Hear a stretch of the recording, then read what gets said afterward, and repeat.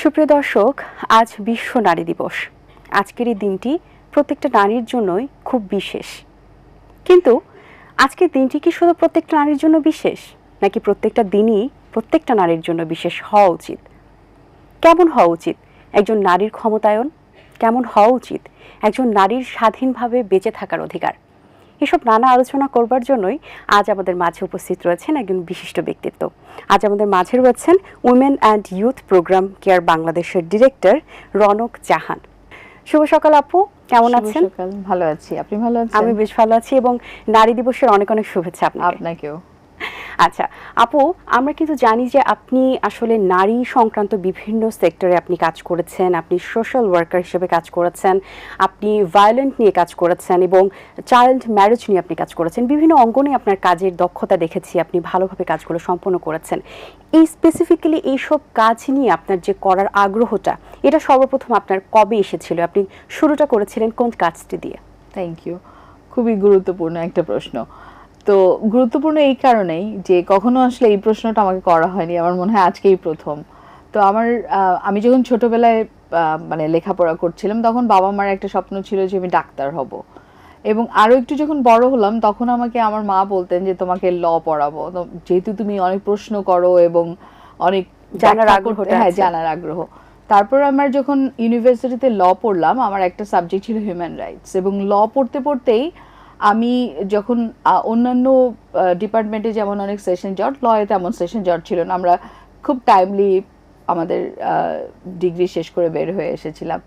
এবং তারপরে আমি প্রথম একটা অর্গানাইজেশনে জয়েন করি, Bangladesh national women lawyers association. ওনারা আসলে উইমেন রাইটস নিয়েই কাজ করেন। তো ওখানে আমার ভলান্টারি সার্ভিস দিয়ে আমার কাজটা শুরু 2003 সালের শেষের দিকে।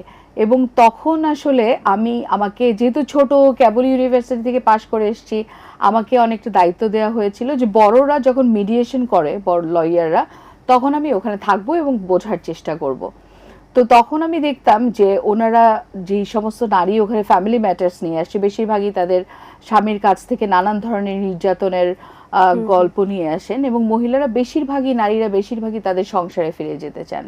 তো তখন ওই পক্ষকে ডাকা হয় এবং একটা মিডিয়েশন করতেন ওনারা, এবং অনেক সময়ই ওই মিডিয়েশনেই আসলে সমাধান হয়ে যেত। এবং যেহেতু একটা সার্টেন টাইম পর্যন্ত ফলো আপ করতো, ওনারা আবার ফিরে আসতেন।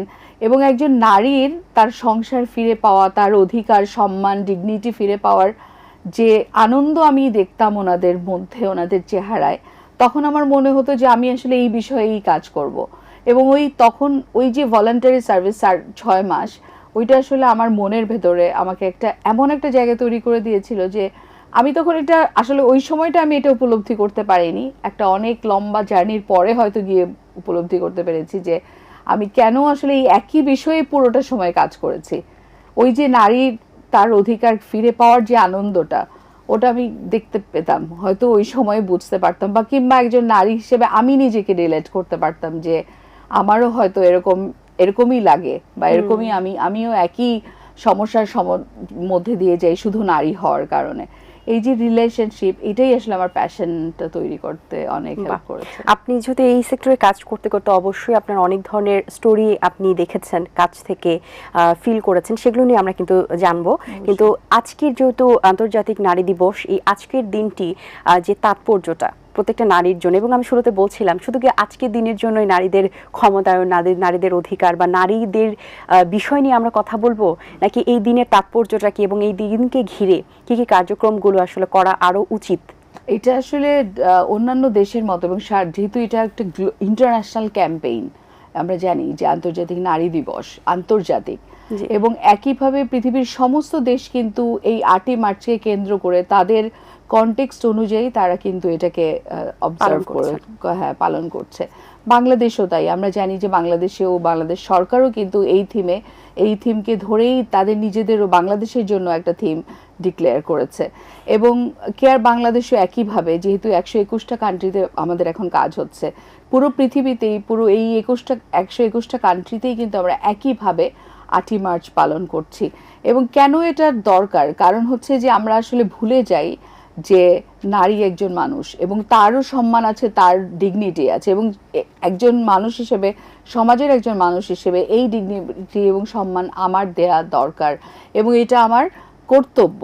এই বিষয়টাকে বারবার বারবার আমাদেরকে মনে করিয়ে দেওয়ার জন্যই কিন্তু এই দিবসটির দরকার আছে। এবং আপনি বলছিলেন যে নির্যাতন, ভায়োলেন্স, জেন্ডার বেসড ভায়োলেন্স শুধুমাত্র নারী হবার কারণেই, তার এই আইডেন্টিটির কারণেই সে যে ধরনের ভায়োলেন্সের শিকার হয়, সেই ভায়োলেন্সটা যে অন্যায়, এটা যে একটা ক্রাইম এবং এটা যে করা উচিত না এবং করলে কি ধরনের পানিশমেন্ট আছে, এই সমস্ত কিছু আমাদেরকে মনে করিয়ে দেওয়ার জন্যই আসলে নারী দিবসের দরকার আছে, নারীর সম্মান রক্ষার জন্য। অবশ্যই। আচ্ছা, আজকের এই দিনে কেয়ার বাংলাদেশ কিভাবে নারী দিবস উদযাপন করছেন? থ্যাংক ইউ আপা।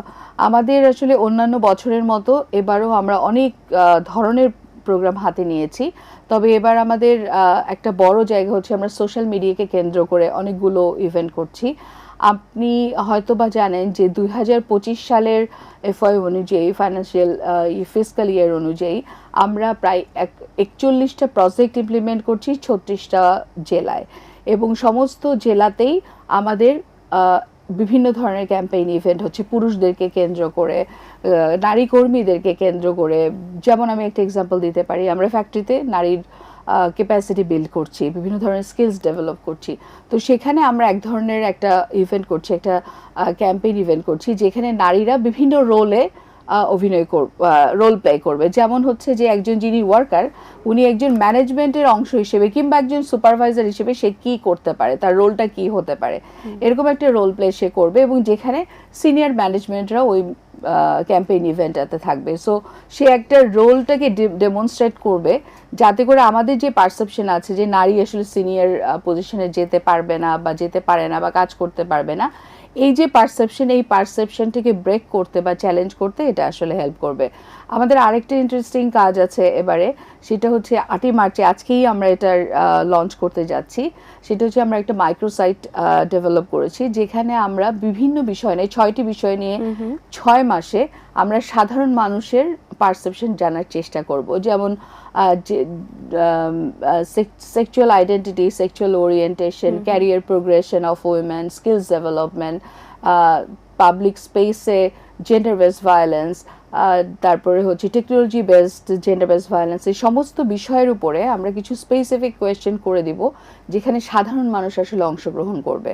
আমরা এই 6 মাস ধরে এটাকে একটা জরিপের মতো, অনলাইন জরিপের মতো আমরা এটা দেখতে চাচ্ছি যে আমরা আসলে কি জানি বা আমরা আসলে কিভাবে চিন্তা করি। অ্যান্ড দেন এটার উপরে, এটার ফাইন্ডিংসের উপরে আমরা 16 ডেজ অফ অ্যাক্টিভিজম, যেটা আসলে 25শে নভেম্বর থেকে শুরু হবে, ওখানে গিয়ে আমরা এটার ফাইন্ডিংটা শেয়ার করব, এবং এইটাকে বেস ধরে আমরা অনেকগুলো ক্যাম্পেইন ডিজাইন করব। সো আমরা খুব এক্সাইটেড যে আসলে কি ধরনের আমরা জানি, আমরা অবশ্যই জানি যে কি ধরনের চিন্তা ভাবনা আমরা করি সবাই, আমাদের সমাজ কি ভাবছে, বাট তারপর আমরা দেখতে চাই, কারণ ডেটা ছাড়া তো আমরা আসলে কোনো তথ্য ছাড়া আমরা কখনোই কোনো প্রোগ্রেসটা হয় না। আসলে প্রোগ্রেস করার জন্য ডাটাগুলো নিতে হয়, ওর জন্য এটা জরুরি।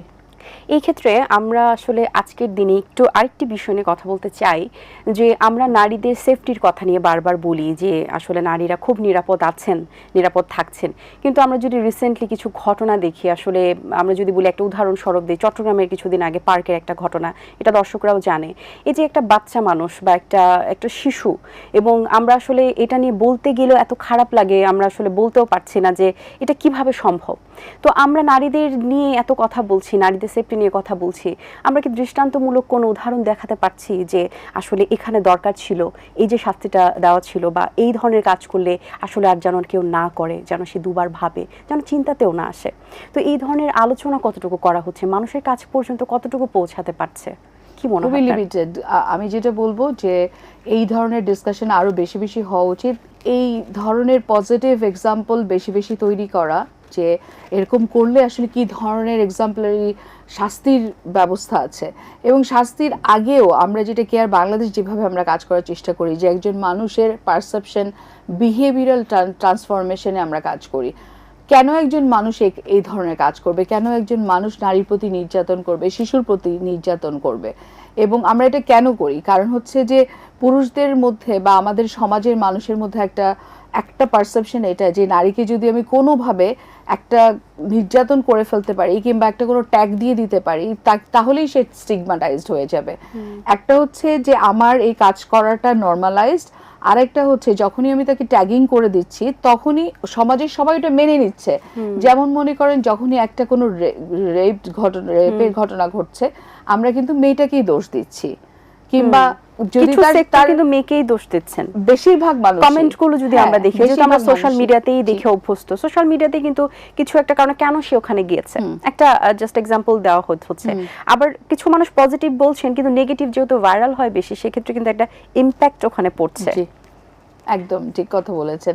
এবং এই যে কম সংখ্যক মানুষ যারা পজিটিভ কথা বলছেন যে গিয়েছে তো কি হয়েছে, তাহলে গেলেই কি কিংবা এই ধরনের ড্রেস পরলেই কি তাকে রেপ করতে হবে, পরেও কিন্তু আসলে সেটাই হচ্ছে, এটাই একটা বড় প্রশ্ন। আসলে পোশাক কোনো বিষয় না কিংবা এজ কোনো বিষয় না, এটা হচ্ছে আমাদের পারসেপশন যে একজন নারী উনি হচ্ছেন কম ক্ষমতা সম্পন্ন এবং একজন পুরুষ উনি হচ্ছেন উচ্চ স্তরের সমাজে আছেন বা উনি অবস্থান করছেন, সো উনি এই কাজটা করতে পারেন এবং করলে সম্মান হানিটা আসলে নারীর হচ্ছে, পুরুষের না।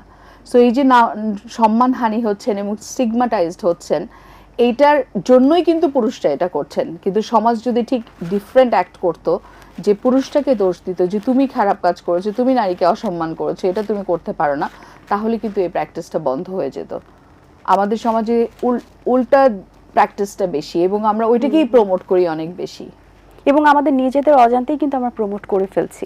এটা হয়তো অনেকে বুঝেও করছেন, অনেকে না বুঝেই হয়তো বা করে ফেলছেন।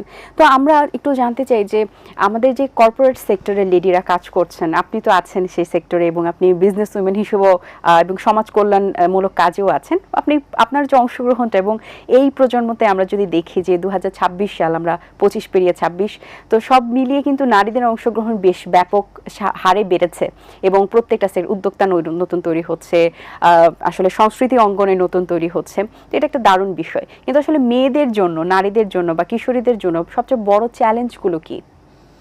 একটা হচ্ছে একটা বড় পজিটিভ যেটা আপনি বললেন যে দক্ষতা তো আসলে আপনি থামিয়ে রাখতে পারবেন না, দমিয়ে রাখতে পারবেন না। এই জন্য একটা সাহসী নারী গ্রুপ কিংবা একটা কিশোরী গ্রুপ যাদেরকে, কিংবা ইউথ, ফিমেল ইউথ যদি বলি, এরা কিন্তু বের হয়ে এসছে। হ্যাঁ, কিন্তু চ্যালেঞ্জটা যদি বলি সেটা হচ্ছে যেই সেক্টরে তারা আসছে, ডিফারেন্ট সেক্টরে কিন্তু নারীর অবস্থান এখন আপনি যেটা বললেন যে নারীরা এখন আর ওরকম কোনো সেক্টর নাই যে কাউকে স্কুল টিচার হতে হবে কিংবা শুধু ডাক্তারই হতে পারবে এমন কোনো প্রফেশন, এরকম কোনো সেক্টর না। নারীরা কিন্তু এখন খুব ব্রেভ, অনেক ভালো, অনেক খুব চ্যালেঞ্জিং সেক্টরে গেছে, কিন্তু এই সেক্টরগুলো স্টিল নারীকে তার সম্মান এবং ডিগনিফাইড ওয়ার্ক প্লেস দেওয়ার জন্য রেডি না। সো এটা একটা চ্যালেঞ্জ আমি মনে করি।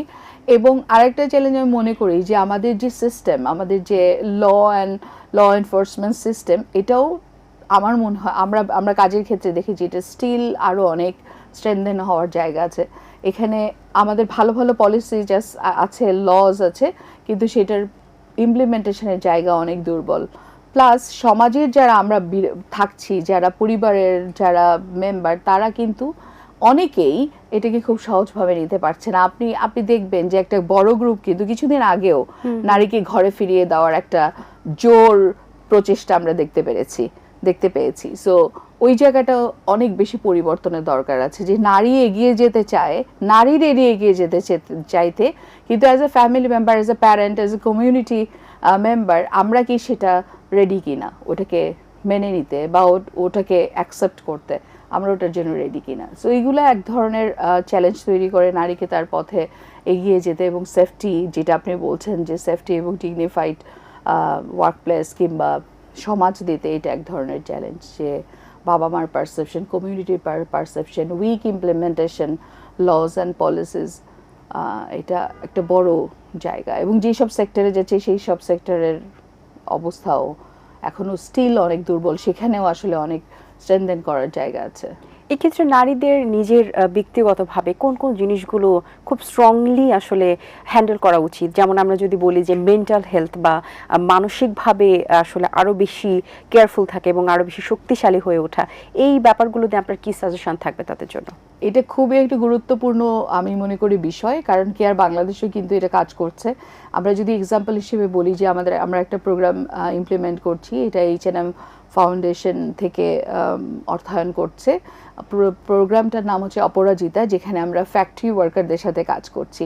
আমরা জানি বাংলাদেশের ইকোনমিতে তাদের হিউজ কন্ট্রিবিউশন, এবং ওনারা কিন্তু নিজেরাই এটা উপলব্ধি করতে পারেন না। এই যে নিজেরাই উপলব্ধি করতে পারেন না, এই জায়গাটা অনেক বেশি গুরুত্বপূর্ণ, যে সে কতটা গুরুত্বপূর্ণ সেটা তার আগে বুঝতে হবে, এবং তার সেলফ কনফিডেন্স যে আমি আসলে একটা খুব ভালো কাজ করছি আমার নিজের জন্য, আমার পরিবারের জন্য, আমার সমাজের জন্য, আমার রাষ্ট্রের জন্য।